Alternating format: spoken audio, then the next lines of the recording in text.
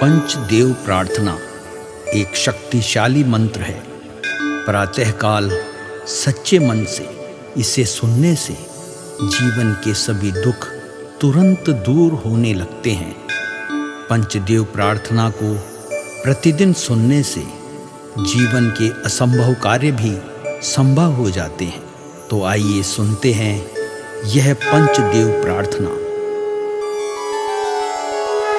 गजाननं भूतगणादिसेवितं कपित्थजम्बूफलचारुभक्षणम् उमासुतं शोकविनाशकारकम् नमामि विघ्नेश्वरपादपङ्कजम्। कर्पूरगौरं करुणावतारं संसारसारं भुजगेन्द्रहारं सदा वसन्तं हृदयारविन्दे भवं भवानी सहितं नमामि। शान्ताकारं भुजगशयनं पद्मनाभं सुरेशं विश्वाधारं गगनसदृशं मेघवर्णं शुभांगं लक्ष्मीकान्तं कमलनयनं योगिभिर्ध्यानगम्यं वन्दे विष्णु भवभयहरं सर्वलोकैकनाथम्।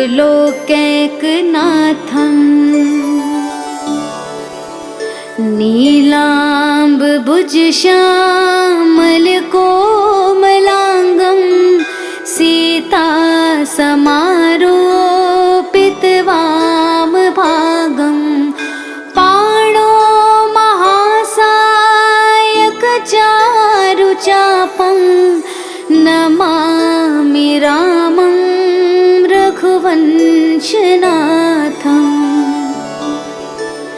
मनोजवं मारुततुल्यवेगं जितेन्द्रियं बुद्धिमतां वरिष्ठं वातात्मजं वानुरयूथमुख्यं श्रीरामदूतं शरणं प्रपद्ये। करारविन्देन पादारविन्दं मुखारविन्दे विनिवेशयन्तं वटस्य पत्रस्य पुटेश्यानं बालं मुकुन्दं मनसा स्मरामि। या देवी सर्वभूतेषु शक्तिरूपेण संस्थिता नमस्तस्यै नमस्तस्यै नमस्तस्यै नमो नमः। नीलाञ्जनासमाभासं रविपुत्रं यमाग्रजं छायामार्तण्डसम्भुतं तं नमामि शनैश्चरम्।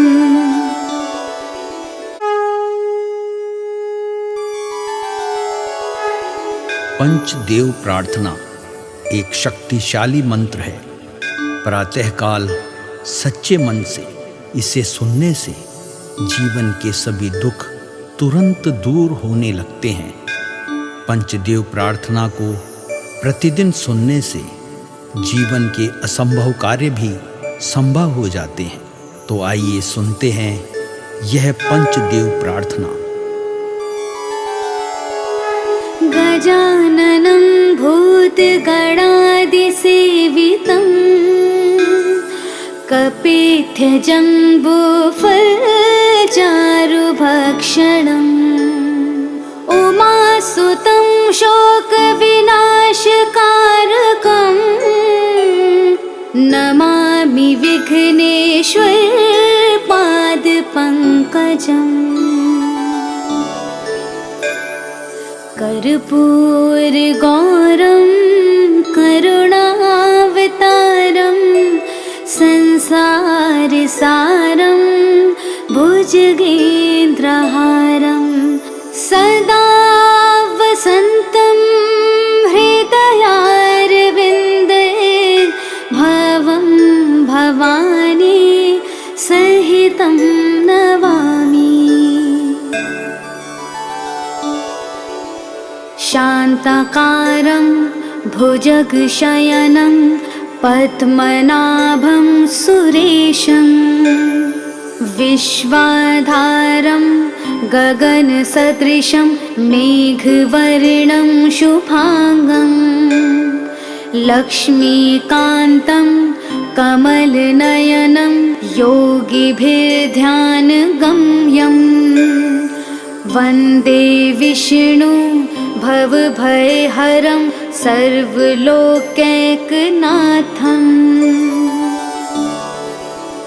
नीलाम्बुजश्यामलकोमलाङ्गं सीतासमारोपितवामभागं पाणो महासायकचारुचापं नमामि रामं रघुवंशनाथम्। मनोजवं मारुततुल्यवेगं जितेन्द्रियं बुद्धिमतां वरिष्ठं वातात्मजं वानुरयूथमुख्यं श्रीरामदूतं शरणं प्रपद्ये। करारविन्देन पादारविन्दं मुखारविन्दे विनिवेशयन्तं वटस्य पत्रस्य पुटेश्यानं बालं मुकुन्दं मनसा स्मरामि। या देवी सर्वभूतेषु शक्तिरूपेण संस्थिता नमस्तस्यै नमस्तस्यै नमस्तस्यै नमो नमः। नीलाञ्जनासमाभासं रविपुत्रं यमाग्रजं छायामार्तण्डसम्भुतं तं नमामि शनैश्चरम्।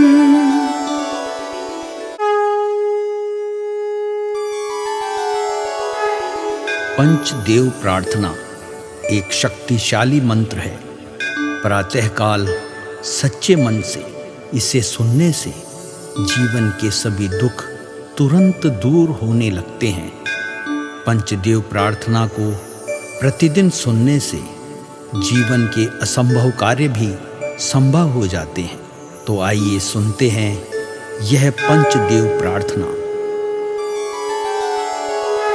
गजाननं भूतगणादिसेवितं कपित्थजम्बूफलचारुभक्षणम् उमासुतं शोकविनाशकारकं नमामि विघ्नेश्वर पादपङ्कजम्। कर्पूरगौरं करुणावतारं संसारसारं भुजगेन्द्रहारं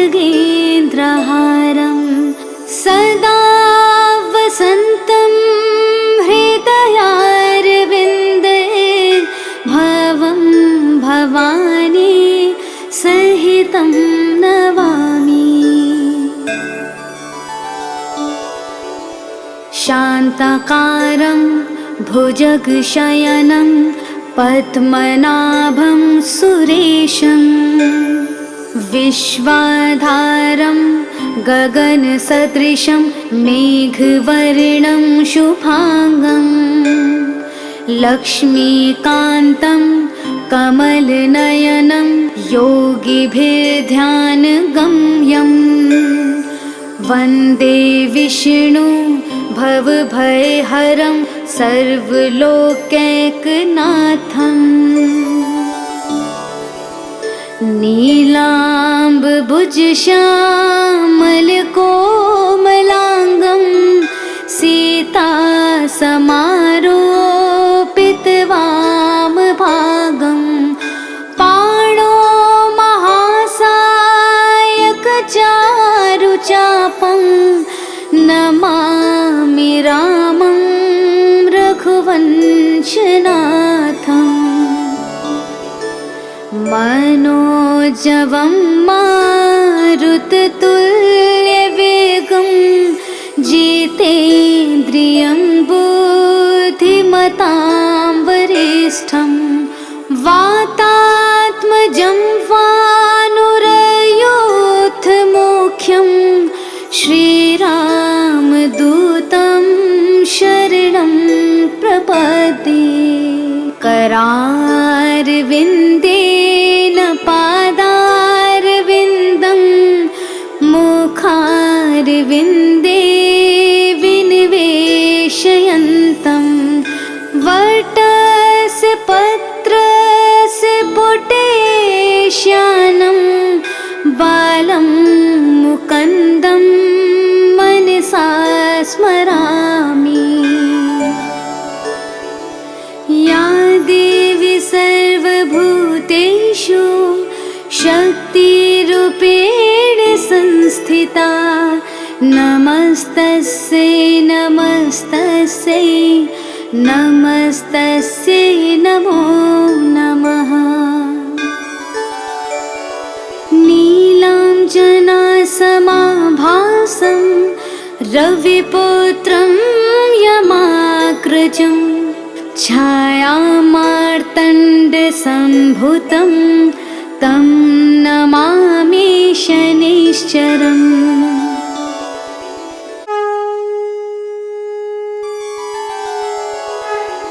पंचदेव प्रार्थना एक शक्तिशाली मंत्र है। प्रातःकाल सच्चे मन से इसे सुनने से जीवन के सभी दुख तुरंत दूर होने लगते हैं। पंचदेव प्रार्थना को प्रतिदिन सुनने से जीवन के असंभव कार्य भी संभव हो जाते हैं। तो आइए सुनते हैं यह पंचदेव प्रार्थना। गजाननं भूतगणादिसेवितं कपित्थजम्बूफलचारुभक्षणम् उमासुतं शोकविनाशकारकं नमामि विघ्नेश्वर पादपङ्कजम्। कर्पूरगौरं करुणावतारं संसारसारं भुजगेन्द्रहारं सदा वसन्तं हृदयारविन्दे भवं भवानी सहितं नमामि। शान्ताकारं भुजगशयनं पद्मनाभं सुरेशं विश्वाधारं गगनसदृशं मेघवर्णं शुभांगं लक्ष्मीकान्तं कमलनयनं योगिभिर्ध्यानगम्यं वन्दे विष्णु भवभयहरं सर्वलोकैकनाथम्।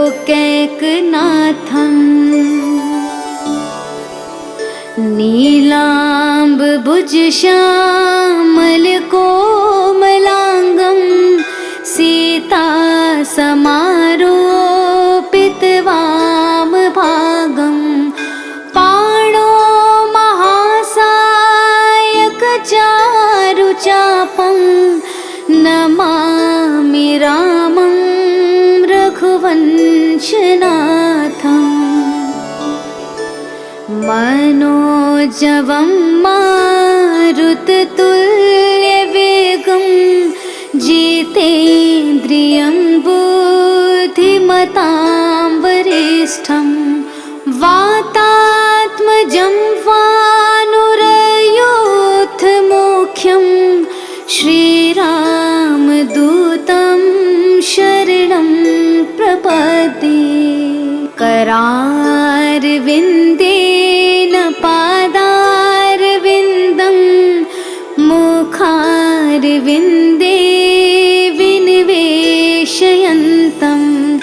वटस्य पत्रस्य पुटेश्यानं बालं मुकुन्दं मनसा स्मरामि।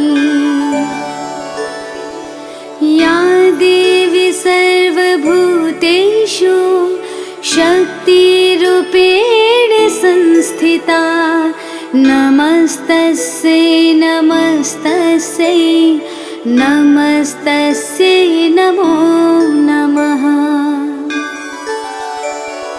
नीलाञ्जनासमाभासं रविपुत्रं यमाग्रजं छायामार्तण्डसम्भुतं तं नमामि शनैश्चरम्।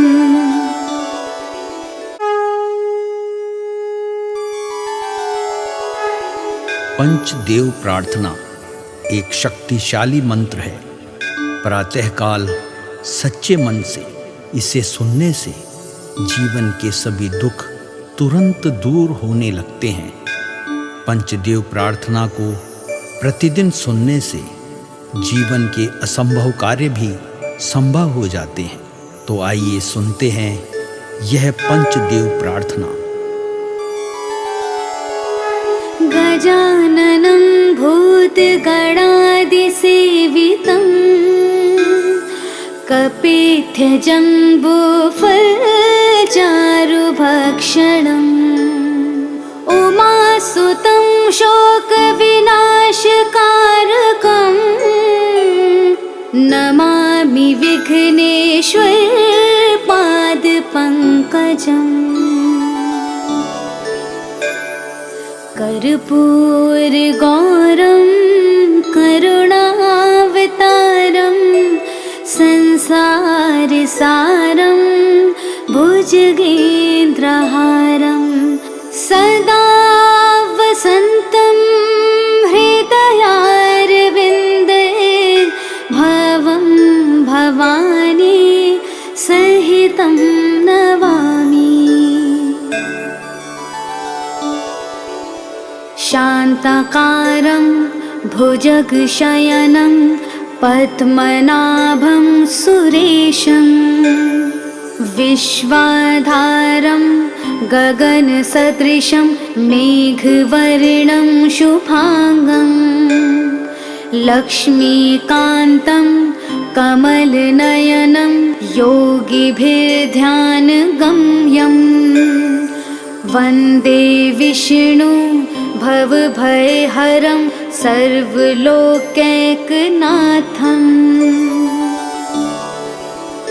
नीलाम्बुजश्यामलकोमलाङ्गं सीतासमारोपितवामभागं पाणो महासायकचारुचापं नमामि रामं रघुवंशनाथम्। मनोजवं मारुततुल्यवेगं जितेन्द्रियं बुद्धिमतां वरिष्ठं वातात्मजं वानुरयोधमुख्यं श्रीरामदूतं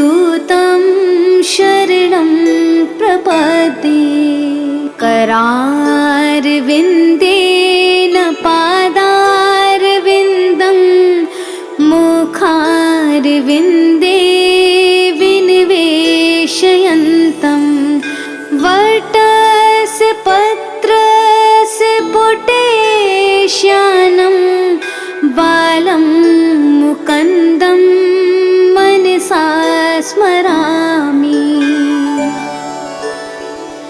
या देवी सर्वभूतेषु शक्तिरूपेण संस्थिता नमस्तस्यै नमस्तस्यै नमस्तस्यै नमो नमः। नीलाञ्जनासमाभासं रविपुत्रं यमाग्रजं छायामार्तण्डसम्भुतं तं नमामि शनैश्चरम्।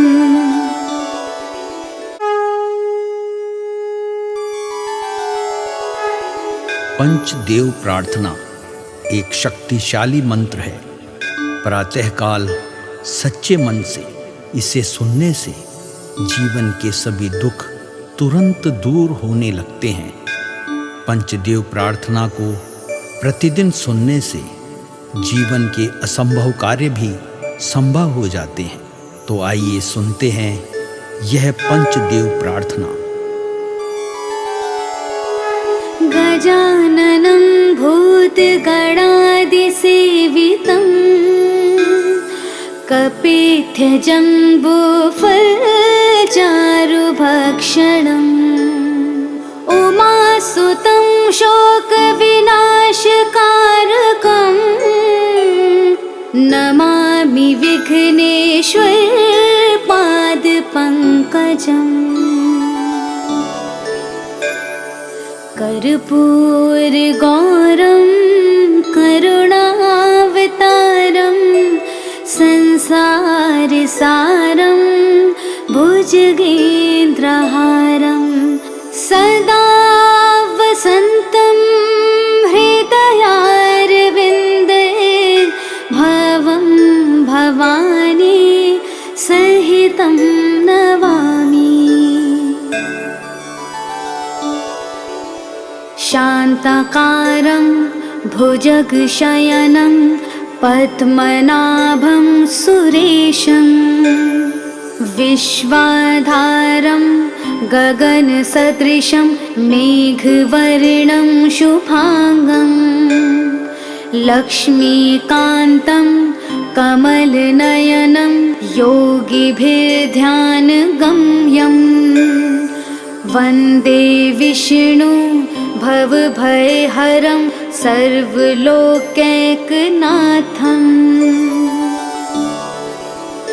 नीलाम्बुजश्यामलकोमलाङ्गं सीतासमारोपितवामभागं पाणो महासायकचारुचापं नमामि रामं रघुवंशनाथम्। मनोजवं मारुततुल्यवेगं जितेन्द्रियं बुद्धिमतां वरिष्ठं वातात्मजं